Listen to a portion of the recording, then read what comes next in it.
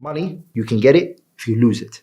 Like in time that goes, you can never get it back. It's gone, done and dusted. You are no longer going to receive and get that time again. So wasting it is wasting a part of yourself, because all you are is time that came together. That's what you are. So when you waste your time in those things that don't concern you, you're really, in essence, destroying yourself. الذي هو حياته ورأس ماله. The most important thing for you is your own time. We've spoken about 8 ways in which low aspiration comes about, or 8 different forms of low aspiration. Inshallah ta'ala, today we're going to go into the 9th, which is al-ishtighalu bima la ya'ni wal-insirafu amma ya'ni. Preoccupying yourself with, busying yourself with that which does not concern you, and leaving off that which does concern you. You find a lot of people, they are very concerned and they're dwelling and discussing and talking about that which does not concern them. And they leave off that which does concern them, that is important for them, that they should be doing. They leave off those things. And this is madhar min madahiri dunuwul himma. It shows that this person has low aspiration, because high aspiration is that you focus on what brings you benefit and gets rid of any harm from you. Low aspiration is that you're concerned with other people's personal affairs and your own affairs are all over the place. وهذا العمل, this action, is فضول يضيع به الإنسان وقته. You're destroying your time, the most valuable thing that a person is given, which is his time. You're destroying that. You're getting rid of time. Just like that. And it's one of the greatest things.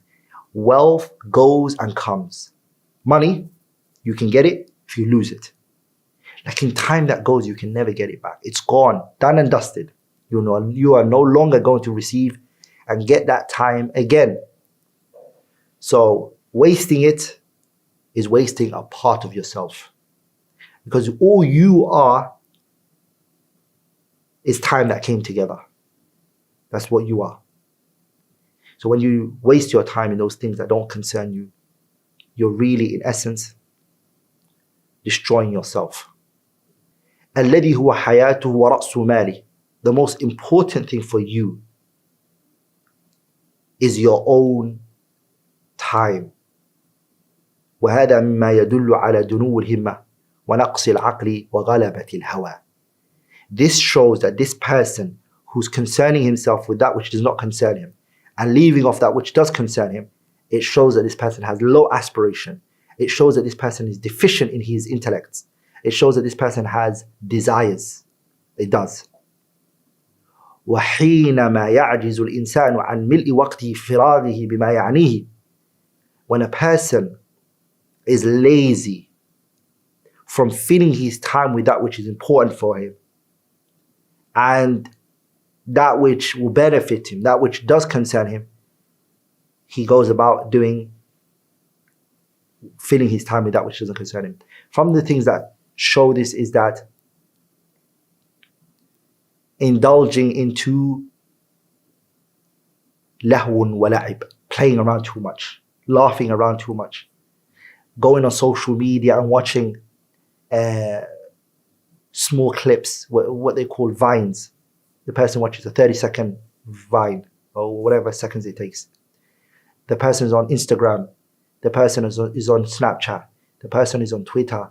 The person is on Facebook, watching all of those things all day, one after the other, one after the other, one after the other. And hours go by. Yani sa'at, tiwal. And if you ask him, what did you do? He'll say, I don't know. I was just chilling. And what do you mean I'm just chilling? What did you do today? He doesn't know. لذلك, this, subhanAllah, I used to think before when someone was asked, what did you do? He says, yeah, nothing. I used to think to myself, what do you mean I didn't do nothing? But it's true, he didn't do nothing. Some people, they're not just preoccupied with that which does not concern them, but rather he wastes his time in that which does not benefit him. Rather, he may even go overboard in doing things that will physically harm him or intellectually harm him or even harm his religion or his honor or his nafs. He'll do things like that. And from the things that fall under here, al-ishtighalu bima la yanfa', al-ishtighalu bima la ya'nihi, busying yourself with that which does not concern you, is an yaghtaba akhahu al-mu'min. You sit down and you just gossip about people's personal life. You're backbiting one person from another person to another person. You're always just, you have nothing else in life. So you have to find yourself a job. You have to find yourself something to do. So what does a person do? He sits about and he gossips, talks about people. Have you heard of so-and-so? Yeah, this person, this person, this person, this person, this person. وَمَا إِلَى ذَلِكَ. And he busies himself with بِالنَّمِيمَةِ وَالْإِفْسَادِ, tale-bearing, going to one person saying, Akhi, do you know what so-and-so said about you? You don't know? You never heard? Miskeen. May Allah make it easy for you, Akhi. Whoa, he spoke about you. I don't know where to start from. Where should I start from? And then he goes in. One goes again, goes after that and speaks and says, well, Akhi, I don't know if I don't want to cause any problems between you two, but Akhi, all I'm trying to say to you is you need to get your rights, Akhi. What do you mean I don't want to cause any problem? And then you say you need to get your rights. You are causing problem. The fact that you brought the problem to the person. So this is what he does, tale-bearing, in the cloak of being a sincere, loving person. And you have to underline this as a principle, as a qa'idah. Anyone who comes up to you and talks about other people to you, says, Akhi, you know so-and-so? Yeah. Akhi, you know so-and-so? Then remember they talk about you as well. Learn that as a principle, as a qa'idah.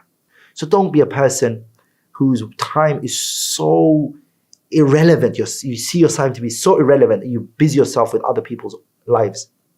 And a lot of people do that because they can't live their own life. They want to live other people's lives. They're looking at other people's lives. I call them the backseat drivers. Yeah, they want to control everything, but they don't want to go forward. You know, so-and-so? Yeah, he shouldn't have said that. He shouldn't have done this. Why does he? And akhi, you busy yourself with your umur and your a'ila and your family. Maybe you have a father who's not a Muslim, or you have and some of your family members are not practicing the deen. Your own children are probably on the streets. Your own wife is mutabarrija, for example. Your own house is not in order. You have internal problems. Just focus on that. Just busy yourself with that. And leave off these people you're gossiping about and you're talking about. There are many people who are gossiping about other people's personal lives, talking about it, this. They have never finished the Quran. And the people they're talking about have finished the Quran. They're talking about people who are holding on to their religion, personally, in private and public. They're holding on to their religion with their families. They're trying to nurture their children. They're trying to keep good relationship with their parents. They're trying to take care of their neighbors and those who are closest to them. You're not doing half of that. You gossip about them. You go online, you say this, you say that about them. And you have to just remember that what are you going to do Yawm al-Qiyamah when you come and you become a Muflis? A Muflis means a person who's bankrupt. The Prophet ﷺ said to the Sahabas, he said, أَتَدْرُونَ مَنِ الْمُفْلِس? Do you know the person who's a Muflis? And they said, Ya Rasulullah, al-Muflis fina man la dinara lahu wa la dirham. The Muflis is the one who has no dinar or he has no dirham. The Prophet ﷺ, he said, al-Muflisu, the Muflis in my ummah is the person who comes. He insulted so-and-so. He has slandered so-and-so. He has hit so-and-so.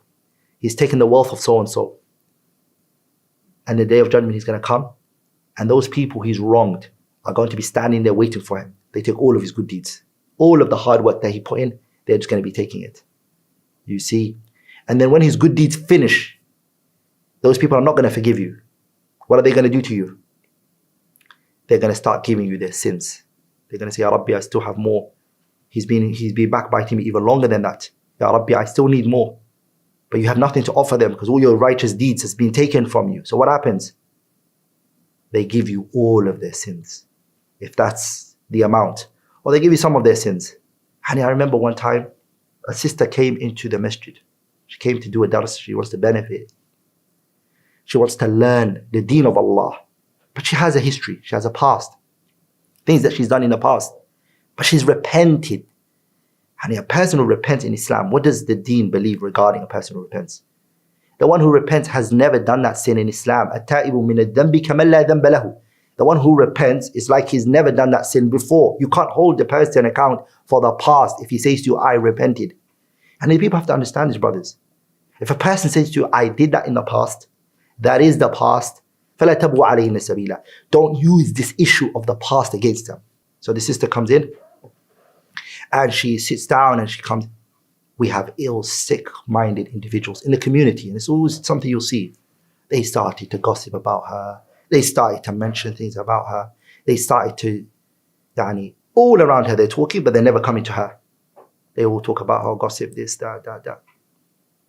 They're even passing on some of the past things that she did in her past. They're passing on in groups, WhatsApp groups.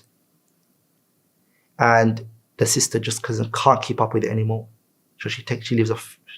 And the place where she should have felt home, she should have been welcomed, she should have been shown, alhamdulillah, we're happy you're with us. Those people, what are they going to say to Allah Yawm al-Qiyamah when they stand in front of Him? When they've spread ghiba and namima and ifsad? Ponder here and contemplate. Sometimes some people in their lives, it's the sin that they do that brings them close to Allah subhanahu wa ta'ala. A sin that they did became a turning point. They repented a repentance that turned them around in their life, that brought them closer to Allah subhanahu wa ta'ala. Is it fair then you keep bringing it up? The true sinner would not be that person who repented. The sinner would be the one who is still mentioning it and talking about it. فَاتَّقُوا اللَّهَ يَا عِبَادَ اللَّهِ. Fear Allah in what you say about others and the way you speak about others and the people's honor that you talk about. If you have high aspiration, your life is not about other people's lives. Your life is about yours. You live your life.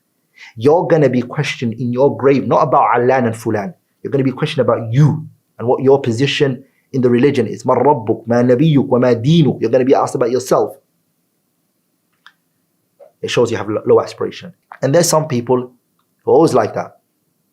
Whenever you come to them and you say, Habibi, Barakallahu feek, may Allah honor you, there is one thing in your life I think you should rectify. This particular thing. They have what is known as the victim syndrome. There's a group of people, they suffer from what is known as the victim syndrome. What does that mean? It means every single time they are corrected, they play the victim card. All the time, victim syndrome. You're always the victim of everything. And this shows dunul himma. Don't play the victim card all the time. The person who has ulul himma, he's going to take it. If the person brings a valid point, he'll take it. And he'll say, Akhi, Jazakallah khairan, I'm taking that on board. I know that is me, and I'm going to take it from you. Jazakallah, I'll rectify that. I'll work on it. You are a person who's never going to lift their head up. And the first enemy that you have is yourself. And you're the one that's going to plunge yourself into destruction and turmoil. And until you lift yourself up, push yourself up, and you stand up, and you take accountability for your own actions. You start taking accountability for your wrongdoings. You blame yourself for what you did was wrong, and you then work to the solutions that you know are out there. That's success now. Umar radiallahu anhu, what did he say? حَاسِبُوا أَنفُسَكُمْ قَبْلَ أَن تُحَاسَبُوا وَزِرُوهَا قَبْلَ أَن تُوزَنُوا. Account yourself. Allah told us in the Quran, يَا الَّذِينَ آمَنُوا اتَّقُوا اللَّهَ وَلْتَنظُرْ نَفْسٌ مَا قَدَّمَتْ لِغَدٍ وَاتَّقُوا اللَّهَ. Account yourself. Question yourself. Interrogate yourself. Scale your deeds that you did for the day before it's scaled for you the day of judgment. Victim syndrome, get rid of that. You will succeed in life, and you'll see the light at the end of that tunnel. Inshallah ta'ala.